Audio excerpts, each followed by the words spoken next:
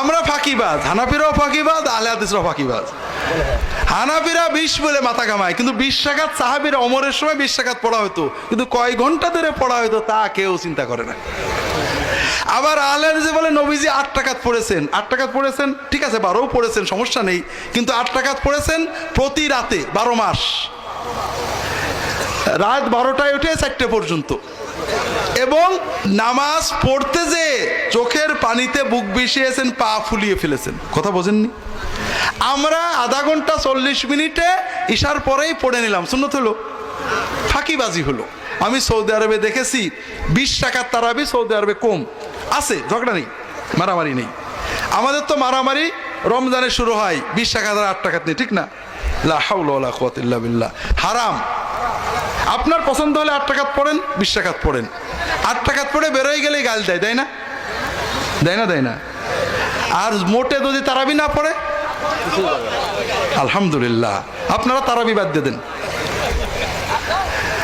আবার মোটে নামাজ না পড়লে ঝগড়া নেই, কিন্তু 20 রাকাত তারাবি হলে বহস, ঠিক না? ঠিক। এর নাম ইসলাম না, এর নাম শয়তানি। তো যেটা বলছিলাম, তারাবির নামাজ সৌদি আরবে মক্কা শরীফে মানে মসজিদে হারামে, মদিনার মসজিদে নববীতে 20 রাকাত হয়, বাকি অধিকাংশ মসজিদে 8 রাকাত হয়। রিয়াদে একটা মসজিদে 20 রাকাত হয়, কিং খালেদ মসজিদ, বাচ্চা খালেদের পরিবারের বানানো, খুব বড় মসজিদ। ইমাম সাহেব খুব স্লো কেরাত পড়ে এবং দীর্ঘ রুকু সেজদা করে। তারাবি পড়তে প্রায়, তারাবি ইশা বাদ দিয়ে শুধু 20 রাকাত তারাবি পড়তে 1.5 ঘন্টার বেশি সময় লেগে যায়। এই মসজিদে নামাজ পড়ার জন্য 100, 150, 200 কিলো দূর থেকে আলখার দিলাম থেকে ইফতার করে গাড়ি চালিয়ে যুবকেরা, যুবক, বুড়ো না, এই মসজিদে এসে ইশার আজানের আগে মসজিদ ঘুরে থাকতো। কি জন্য? ইমামের কোরআন শুনে চোখের পানি ফেলবে আর সেজদায় যেয়ে কানবে, এই জন্য।